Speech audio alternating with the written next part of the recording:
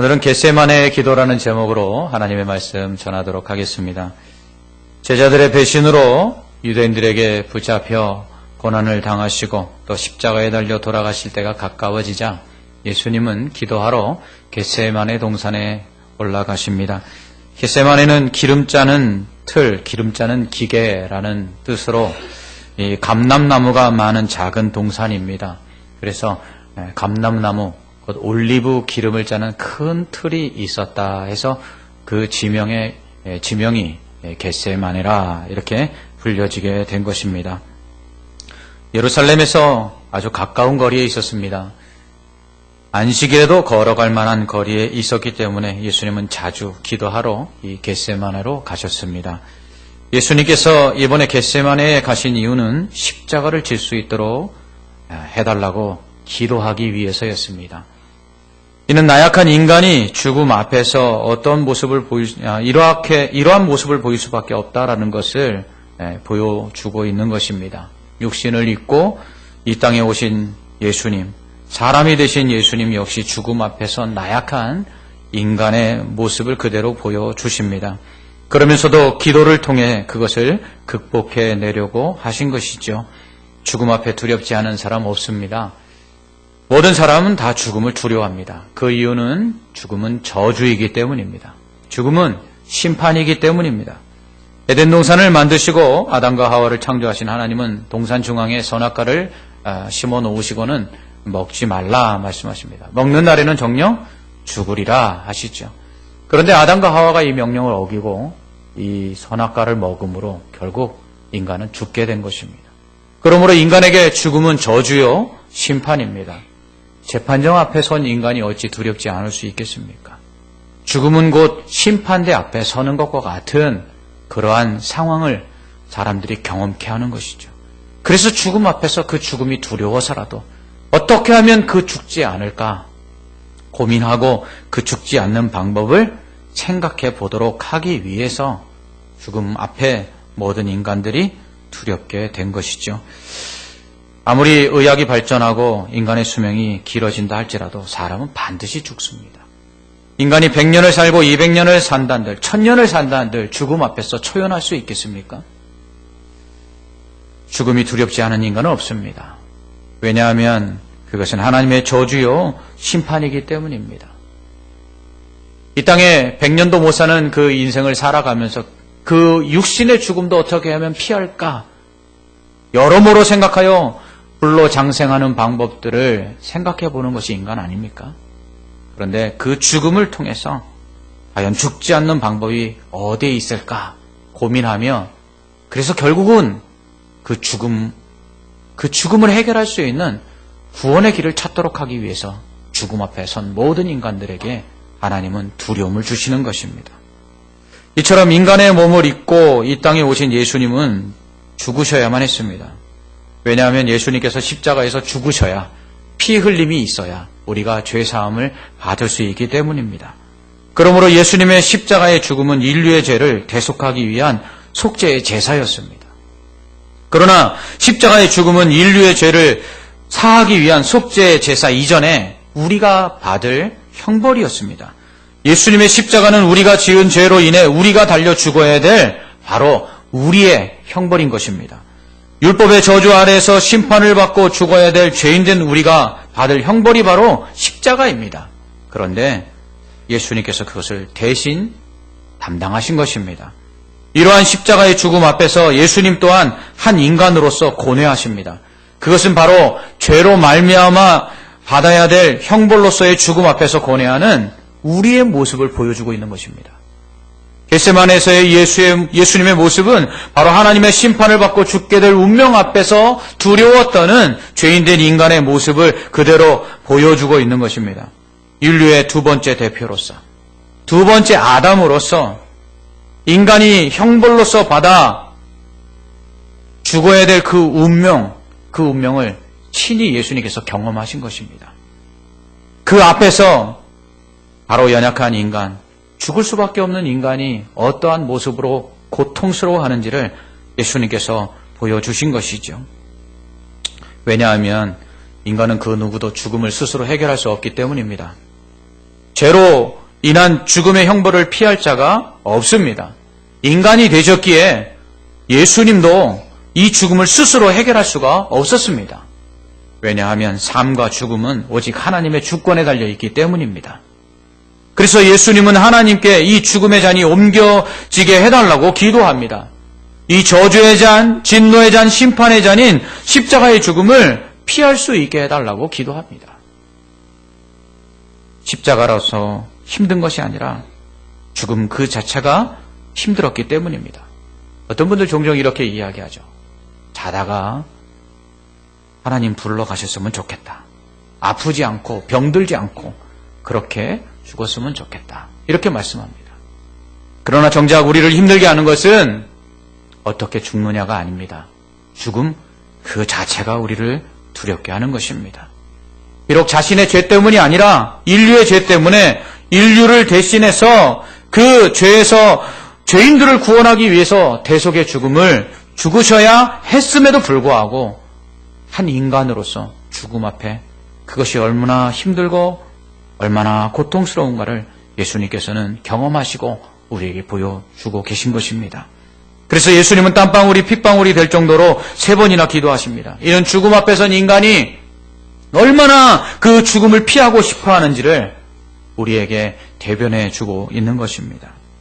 오늘 예수님께서 겟세마네 동산에서 하신 기도를 통해서 우리는 예수님의 십자가의 죽음이 가지는 4가지 의미를 알 수 있습니다. 첫째는 인간은 죽어야 한다는 것입니다. 십자가는 죄인인 우리가 받을 형벌이었습니다. 사실 예수님이 달리신 십자가는 우리가 달려야 했습니다. 왜냐하면 모든 인간은 죄인이기 때문입니다. 죄인인 인간에게 죽음은 정해진 것입니다. 왜냐하면 죽음은 죄에 대한 형벌이기 때문이죠. 죄에 대한 형벌로서의 죽음은 2가지가 있습니다. 하나는 육체의 죽음이고요. 또 다른 하나는 영적인 죽음입니다. 이러한 죄의 형벌로서의 육체의 죽음은 그 누구도 피할 수가 없습니다. 성경에 에녹과 그리고 엘리야 2 사람은 죽음을 보지 않고 하늘로 옮겨갔습니다. 그러나 그 외의 모든 사람들은 다 죽습니다. 죽음을 거부할 힘이 인간에게는 없기 때문이죠. 그래서 죽음이 두려운 것입니다. 히브리서 9장 27절은 한 번 죽는 것은 사람에게 정해진 것이요 그 후에는 심판이 있으리니 라고 말씀합니다. 요즘 100세 시대 100세 시대 하죠. 하지만 성경은 사람이 70년 강건해야 80년 산다고 말씀하고 있습니다. 결국 인간은 한 번은 다 죽습니다. 이것이 정해진 것입니다. 그러나 그 후에 또 한 번의 죽음을 경험합니다. 그것이 바로 영적인 죽음, 영원한 죽음입니다. 이것이 진짜 죽음이죠. 바로 이 죽음에서 우리를 구원하시기 위해서 예수님께서 십자가에 달려 죽으신 것입니다. 예수님을 믿고 그 죄사함을 받을 때 우리는 비록 육체의 죽음을 죽었다 할지라도 다시 부활할 것입니다. 그래서 영원한 죽음, 곧 저 지옥 형벌로부터 우리가 옮겨진 바 되어 저 천국에서 영생을 누리게 될 것입니다. 하지만 예수님을 믿고 구원을 받아 저 천국에 들어간다 할지라도 다시 부활하여 영생을 한다 할지라도 육체의 죽음을 피할 수 없습니다.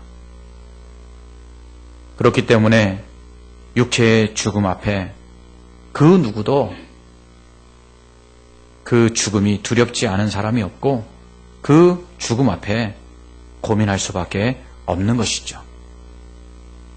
그래서 육체를 가지고 이 땅에 오셔서 사람이 되신 예수님 역시 이 죽음의 잔, 이 저주와 그리고 심판의 잔인 이 십자가의 죽음을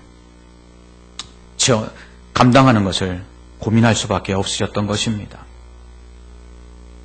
주님도 육체의 죽음을 피할 수가 없었기 때문이죠. 그리고 우리를 구원하기 위해서 예수님 반드시 죽으셔야만 했습니다. 그래서 예수님도 이 죽음 앞에 고뇌하실 수밖에 없었던 것입니다.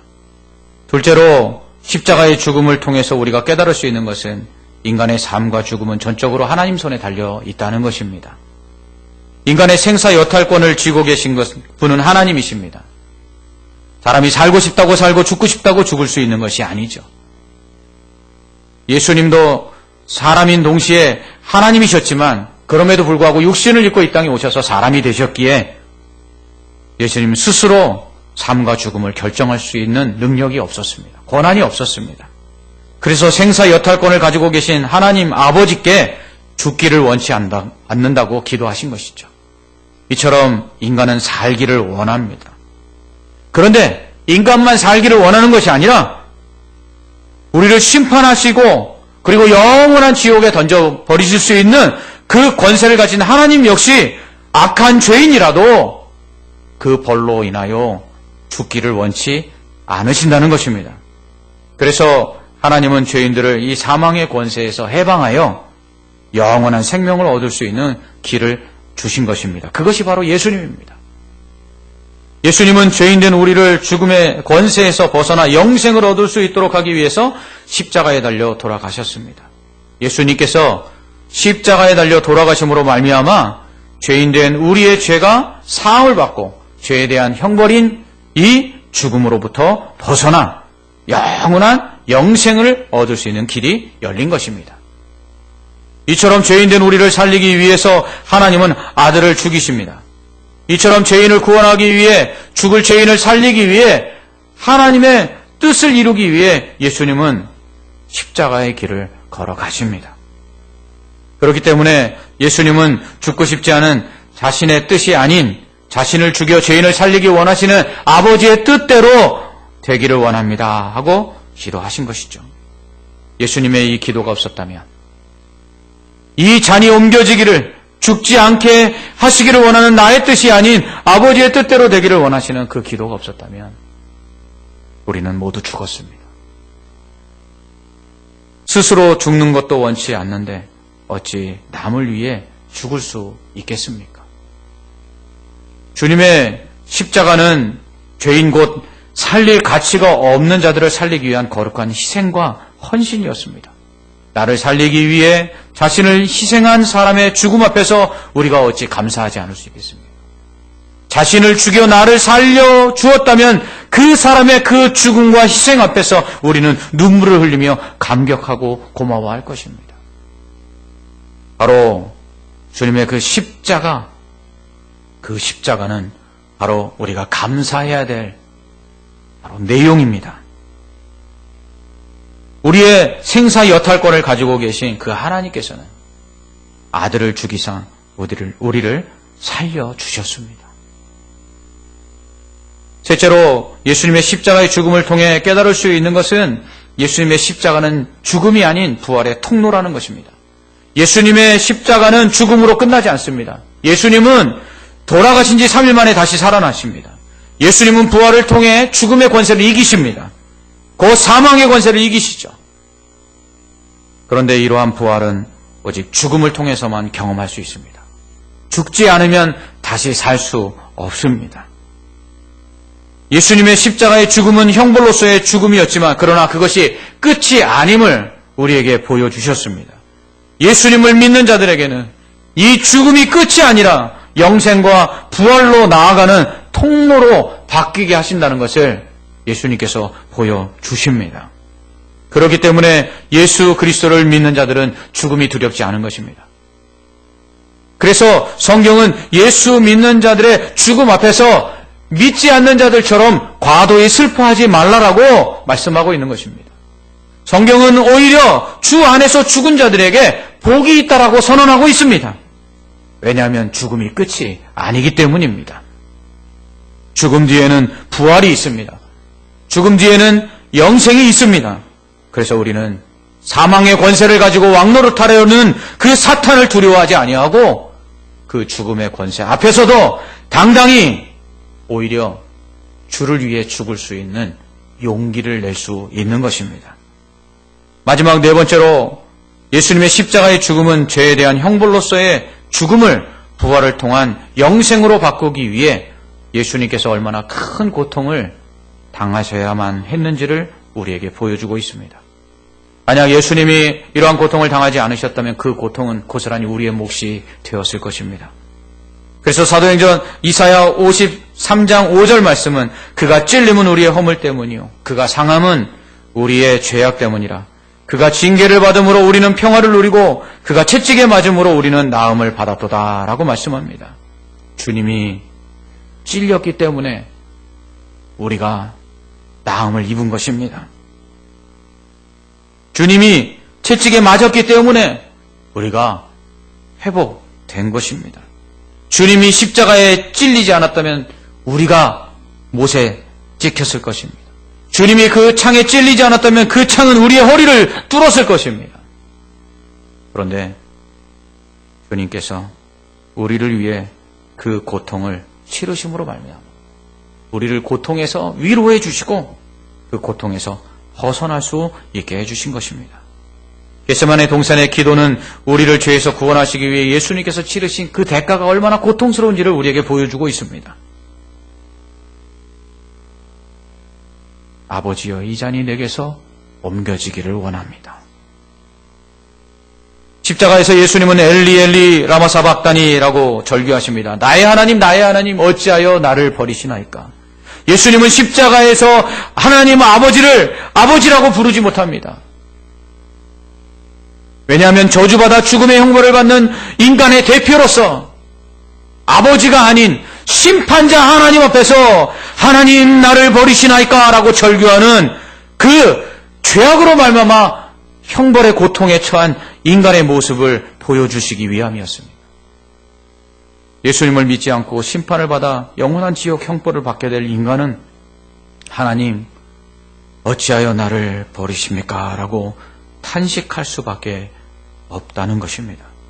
예수님은 이러한 탄식을 하지 않도록, 우리가 그렇게 십자가의 고통과 같은 고통을 당하지 않도록, 우리가 죽음으로 말미암아 그 죽음 속에서 괴로워하지 않도록 하기 위하여 주님이 친히 고통하시고 탄식하시며 십자가를 지심으로 우리에게 생명을 주셨고 우리에게 영생을 주셨고 우리를 구원해 주신 것입니다. 우리는 이 구원의 은혜가 얼마나 큰지를 알아야 합니다. 이 사랑이 얼마나 귀하고 가치 있는 것인지를 우리는 알아야 합니다. 십자가를 통해서 주님이 보여주신 그 사랑과 은혜가 얼마나 큰지를 깨달아야 합니다. 그래야 제대로 믿을 수 있습니다. 예수님을 믿고 예수님을 본받아 살기 위해서는 먼저 예수님이 십자가를 통해서 보여주신 그 사랑과 그 은혜가 얼마나 큰지, 갚을 수 없는 큰 은혜인지를 깨달아야 합니다. 그래야 우리도 주님을 사랑하여 주님이 원하시는 대로 주님을 본받아 살 수 있습니다. 이 은혜를 모르니까 주님을 배신하는 것입니다. 이 사랑이 얼마나 큰지를 모르니까 주님을 사랑하지 않는 것입니다. 이 사랑이 얼마나 큰지를 모르니까 주님을 버리고 다 떠나는 것입니다. 이 십자가의 사랑과 이 은혜, 그것이 얼마나 큰지, 기쁜지, 넓은지 그것을 깨달을 수 있는 방법이 무엇입니까? 오직 성령을 통해서만 깨달아 알 수 있습니다. 그러기 위해서는 기도해야 합니다. 우리가 기도할 때 성령이 임하십니다. 그 성령이 임하셔서 우리에게 예수 그리스도의 십자가의 사랑이, 예수 그리스도의 십자가의 은혜가 얼마나 큰지를 우리에게 알게 하시고 경험케 하시는 것입니다. 주님이 제자들에게 기도하라고 하신 이유는 바로 이 때문입니다.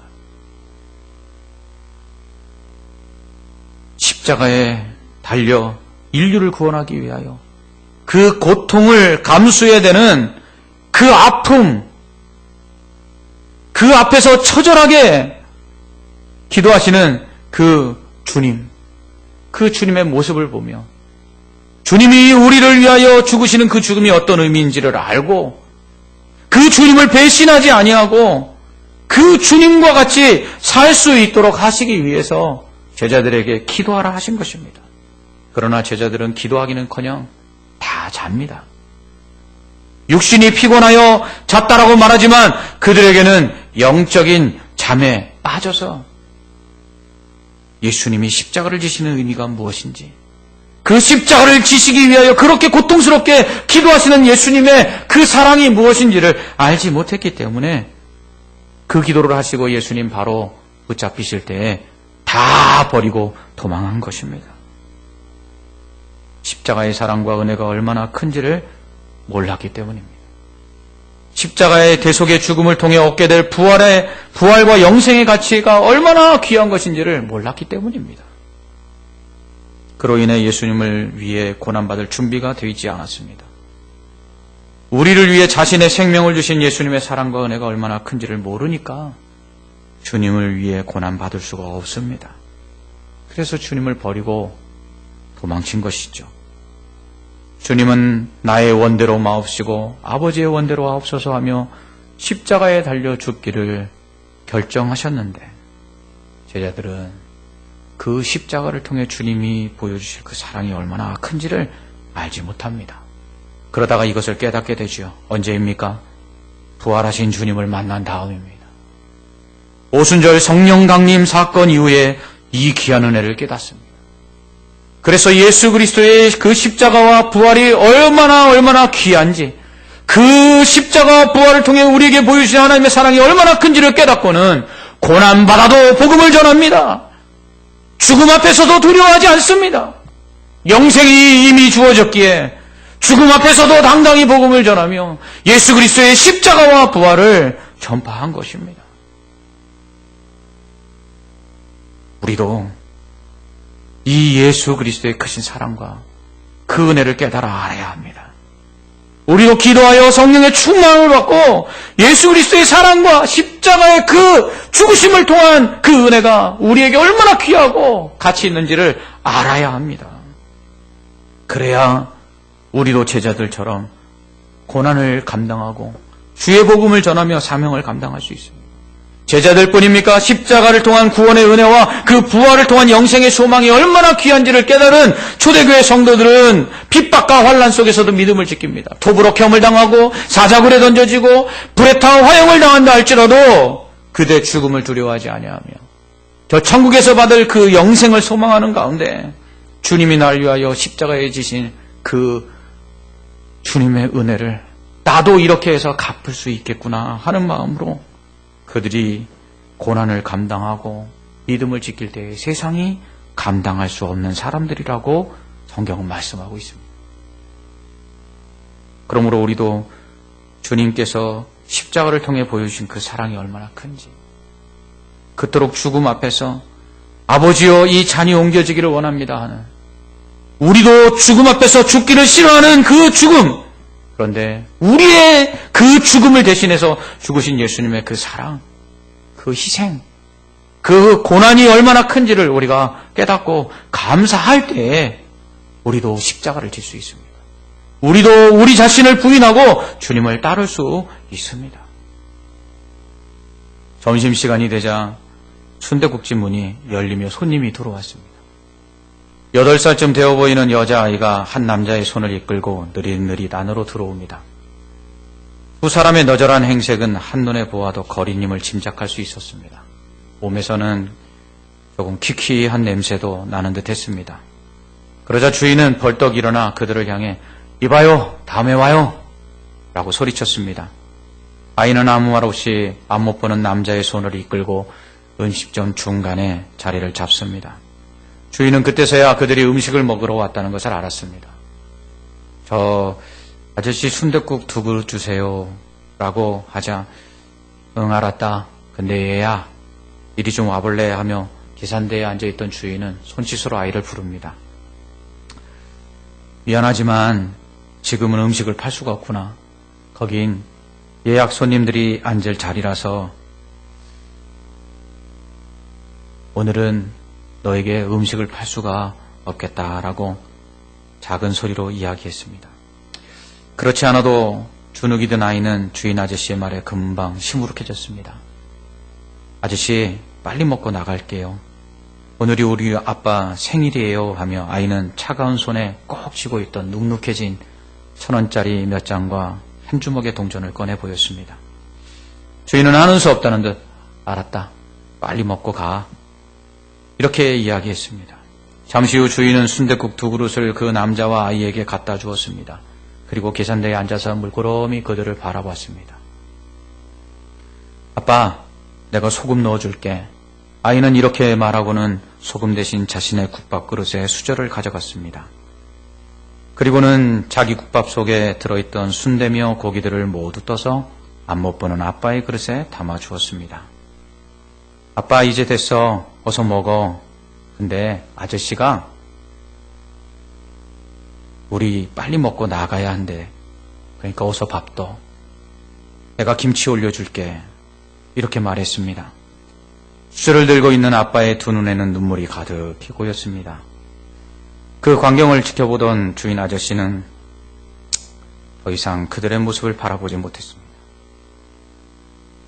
그 모습을 지켜보던 한 손님이 그 아이와 아버지의 음식값을 지불하고는 조용히 식당을 나갔습니다.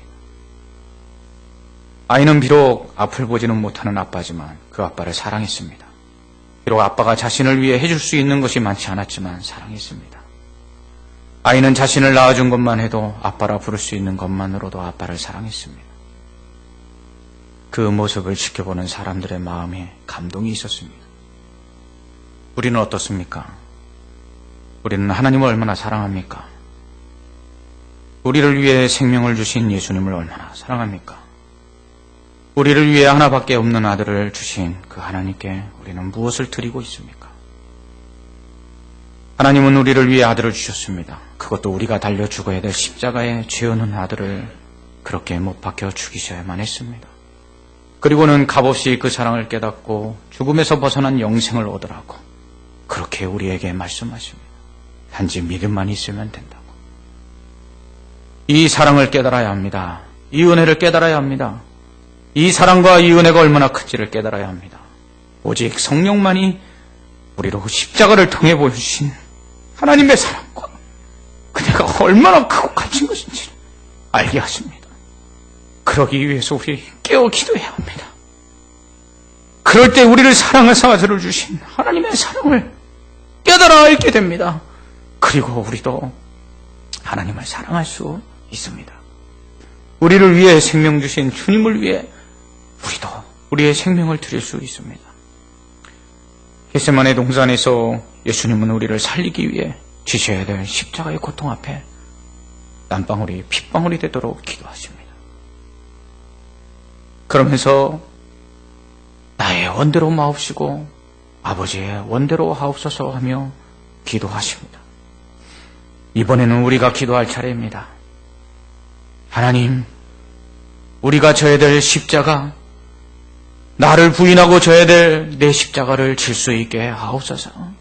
나의 원대로 마옵시고 아버지의 원대로 하옵소서 하며 우리도 땀방울이 핏방울이 되도록 기도해야 합니다. 잠자지 말아야 합니다. 깨어 있어야 합니다. 그럴 때 우리도 주님이 우리를 위해 십자가 지신 것처럼 우리도 주님을 위해 십자가를 질 수 있습니다. 그리고 그러한 우리의 모습을 보고 세상의 많은 사람들이 우리처럼 주님의 사랑과 은혜 안에서 그 사랑을 깨닫고 돌아오게 될 것입니다. 마치 앞을 보지 못하는 아빠와 아빠의 그릇에 자신의 밥을 떠서 담는 아이와 같이 주님의 사랑에 드릴 것 없어 이것밖에 드릴 것 없습니다 하며 우리 자신을 드릴 때 세상이 하나님의 사랑이 얼마나 큰지를 알게 될 것입니다. 기도하겠습니다.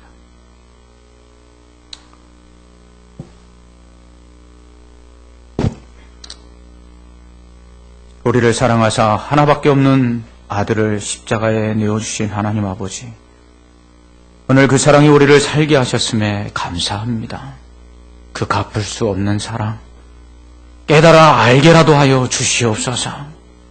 그리하여 다 갚을 수 없지만 우리도 주님이 우리에게 보여주신 그 사랑 100만 문제 1이라도 1000만 문제 1이라도 갚는 심령으로 우리에게 주어진 우리의 십자가, 우리를 부인하며 나아갈 수 있도록 하나님 은혜를 더하여 주시옵소서.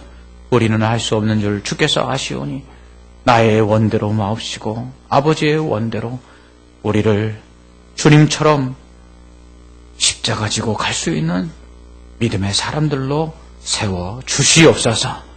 그럴 때 그 사랑이 세상에 증거되게 하여 주옵시고 그 사랑 앞에 죄인들이 돌아와 구원 얻으며 상처받고 병들고 연약한 자들이 그 사랑 안에서 회복되고 치유되는 은혜가 있게 하여 주시옵소서.